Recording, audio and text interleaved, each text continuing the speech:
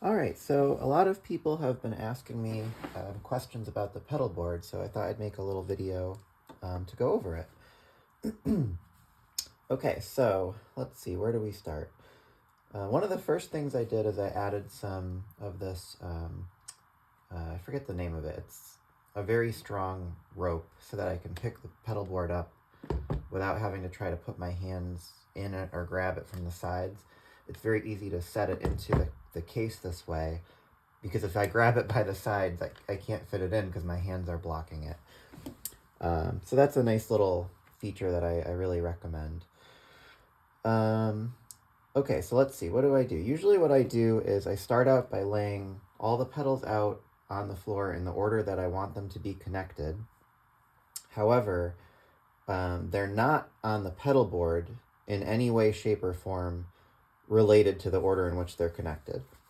So after I figure out the order that I want them to be connected in, I will take a picture or write that down, and then I put some painter's tape on the floor outlining the shape of the pedal board, and then I'll place the pedals where I want them, which is not, again, in any way related to the order in which they are connected. Pedals that I don't use often or don't use really at all go in the back, and pedals that have things like tap tempo that I'm going to want to be able to use easily are going to go in the front. And pedals like the volume pedal, I try to put in a location where I'm not likely to bump it accidentally. I want to make sure I don't accidentally mute myself. So that's kind of my setup process. So if you were to look at the underside of this, it's like, it looks, I don't know if you can see this, but it looks totally crazy. Okay, so let's do a little close-up here. I've got the Walrus Audio power supply, and so that's powering all these pedals. So I just plug in one thing and then they all turn on. The very first thing in my chain is the Sennheiser wireless system. So I plug this into my guitar and then turn this on, and then I don't have to have a cable and I can walk around freely, which I really enjoy. This then goes into this poly tuner, which is slightly redundant because this also has a tuner, but I prefer the tuner on the Polytune, and it has a buffer in it, which I'm told is a good thing. But from there, it goes into the splitter. So it goes in here and comes out in these two places. One of these outputs goes to one EQ preamp pedal. This is the Clover by JHS. The other output goes to another Clover EQ preamp. So the reason why the signal is being split like that is because one pathway, this one, bypasses all of the pedals. It goes straight to this pedal back here, which merges them back together. This is a JHS summing pedal. So the reason for this is because when you have a lot of bass in your signal and you're using things like reverse delay, regular delay, reverb, etc., it can get really muddy really quick. So this way, the bass tone of my guitar signal just goes straight to the summing pedal, where it's going to merge with the other path. This one, I have the bass basically turned off. It's mostly just middle and treble. And this is the one that goes through all the effects. So what are the effects? We've got, I forget the order that these are connected, by the way, so please forgive me, but I have a diamond memory lane delay pedal. This is the old style before they went out of business and then were reacquired and restarted. I don't like the new style because they're too narrow. For something with a tap tempo, I need this space. I need the two buttons to be separated. Otherwise, I accidentally turn it off when I want to turn it on, or turn it on when I'm trying to do a tap tempo, or it doesn't work for me. This is the Walrus Audio Lore. This is a reverse delay. This is a really fun pedal. It just sounds kind of cool and spacey. And if you use your foot to hold both buttons at the same time, it will drop the pitch by a full octave. And then when you release, it brings it back up to the original octave. You can also tap them both once. Oops, I didn't do that right here. There we go. Now if I were to hold them both down at the same time, it would raise the pitch up by a full octave. And then when you release, it brings it back down to the original pitch. I like it when it drops down. Hang on a second. There we go. So I keep it in the blue light setting.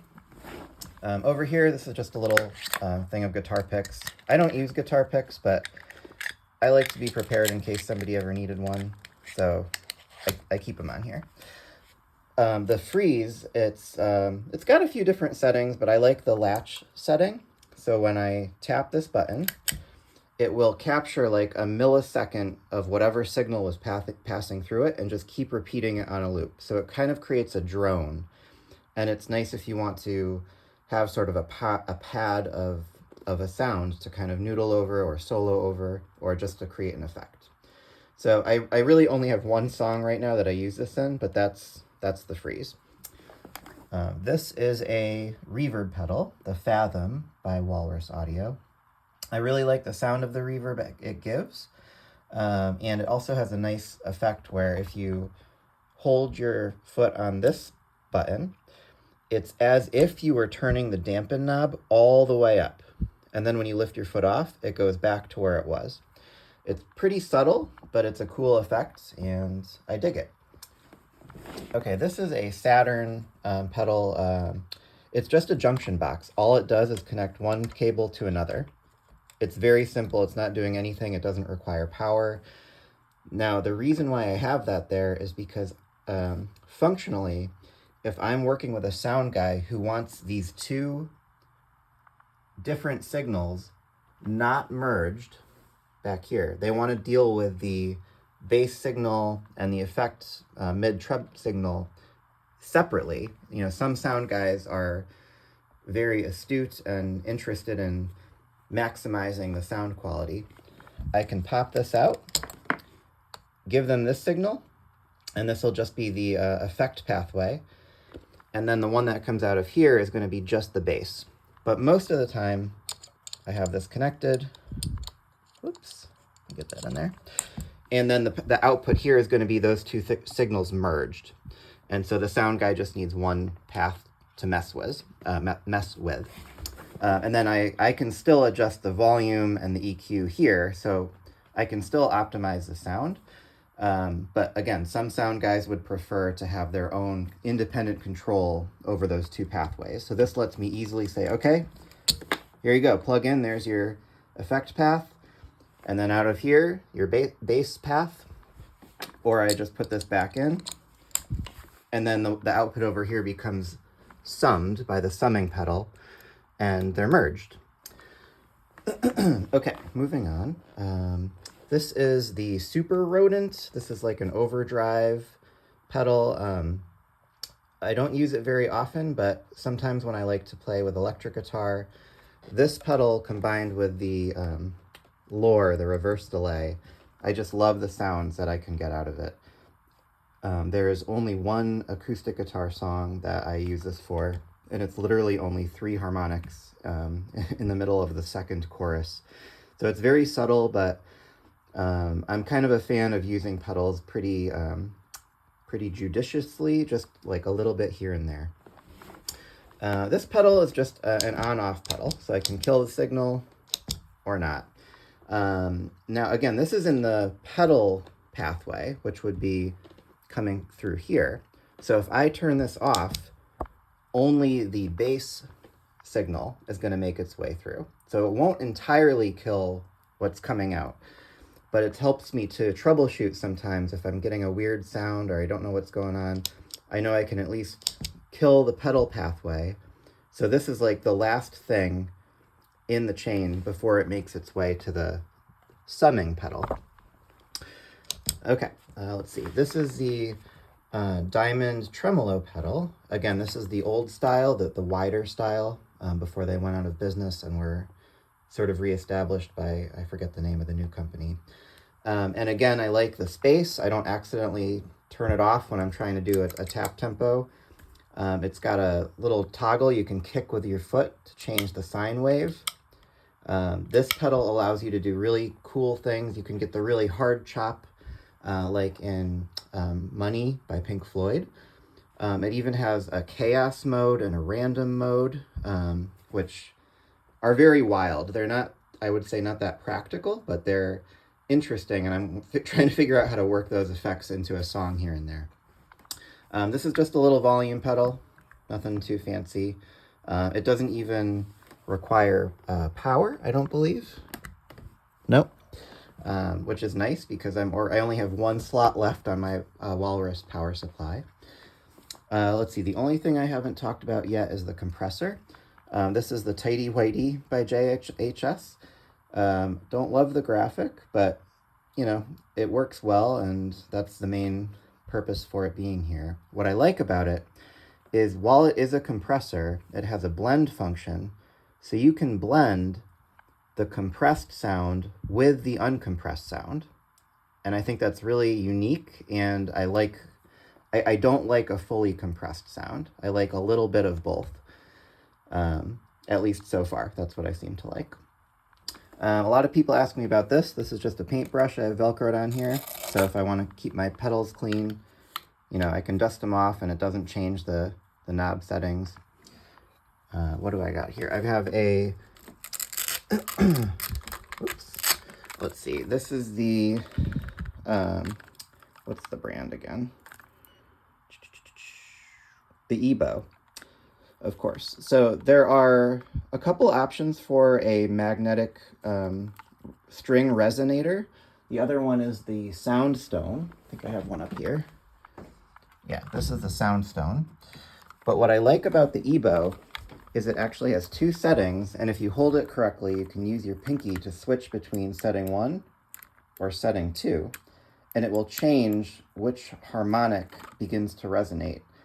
And so if you do that kind of on the fly, you can hold it over one harmonic and then switch to the other setting, and then it'll suddenly jump up an octave.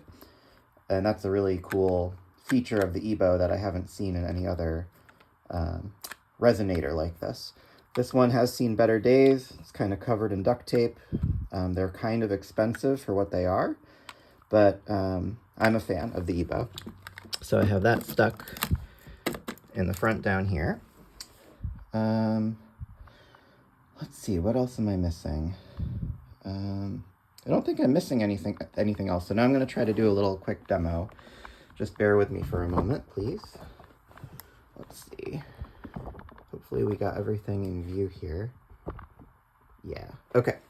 So I'm just going to put my wireless transmitter into my Ovation guitar, of course.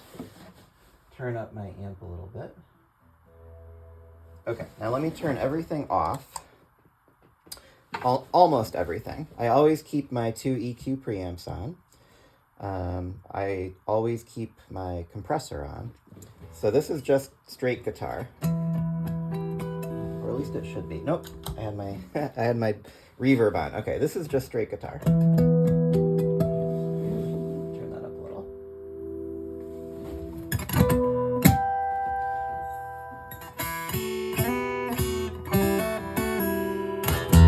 Okay, now if we do a little delay, I'm going to do a tap tempo at a slower pace. So let's see. 1, 2, 3. 1, 2, 3.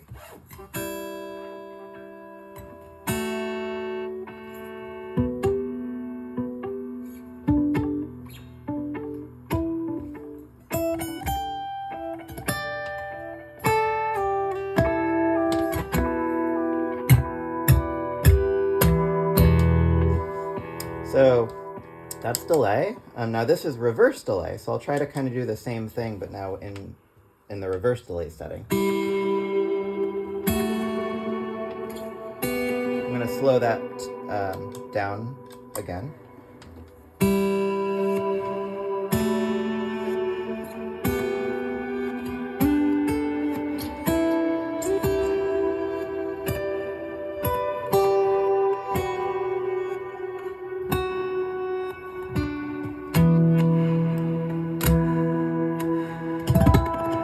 Now I'll show you the temporary effect where you hold this down. So I'll do a harmonic here.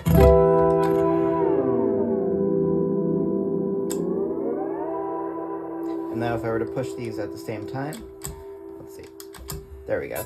Now it'll do the opposite where it'll go up an octave. So I'll do the same thing, a harmonic. And of course you'd be doing this with your foot normally. So yeah, there's reverse delay. And now the freeze, let's see here. Now I'm not doing anything with the guitar, but I could play over that.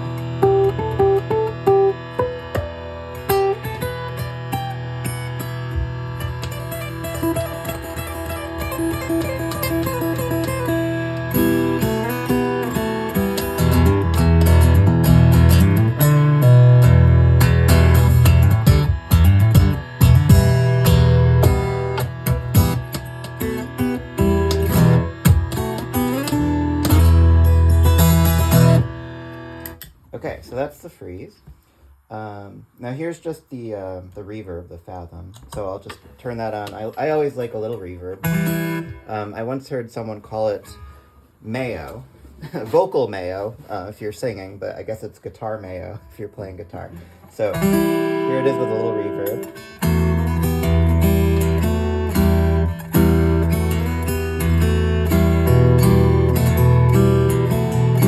Now I'll try to demonstrate that dampen effect, where if I pick some notes and then hold this down,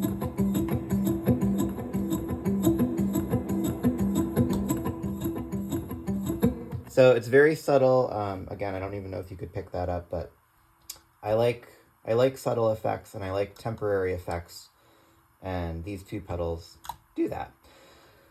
This is going to be kind of crazy. This is the overdrive pedal. Not really something I normally use for guitar, but there's harmonics that are sometimes hard to catch, like on the 4th fret, and even the 6th fret. But if you throw on some overdrive,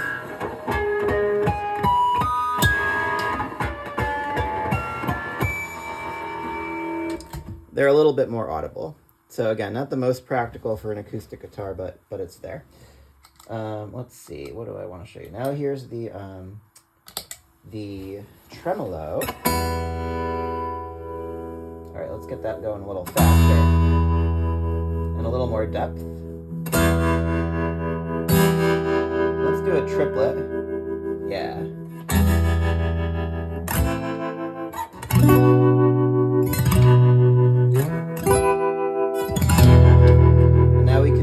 Fully choppy.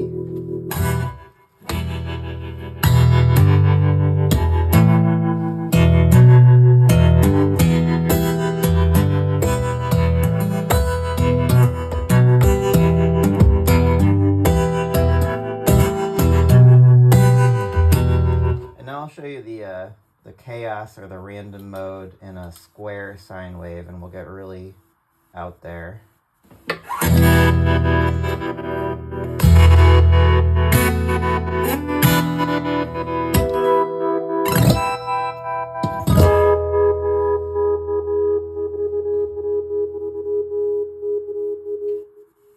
So yeah, it's pretty wild, but you can just do very gentle, very pretty.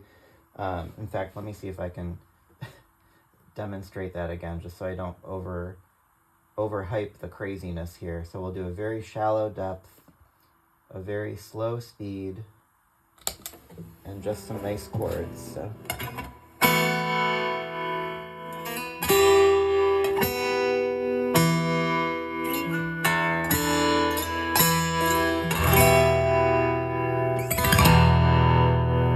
Just a very subtle pulse. We've got our volume pedal, of course, so. And this works actually pretty well with the reverse delay and the overdrive pedal. And this is, well, I'll just try to show you. Oh my gosh, I can hear my voice through the guitar. Wow. Okay, sorry. That was crazy. All right, now let's add some normal delay to that.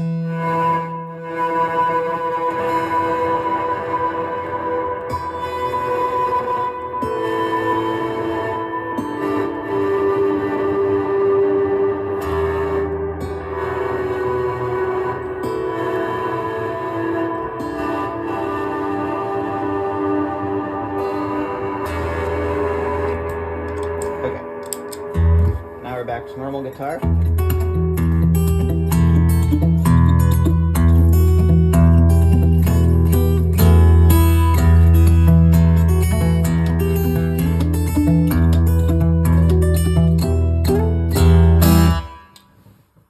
Okay, so I think that's kind of everything. But if I'm missing anything or if you have any questions, let me know. And I always love learning, so if I could do anything better or different, also please let me know. And I don't know, I think that's about it. I think this video is probably way longer than I wanted it to be, but like I said, I got a lot of questions about how this is all set up, and I wanted to put this out there for people to hopefully maybe learn from, or again, if I can learn from you, that would be great. Well, I hope you're having a good day, and hope to catch you at a show sometime, and take care.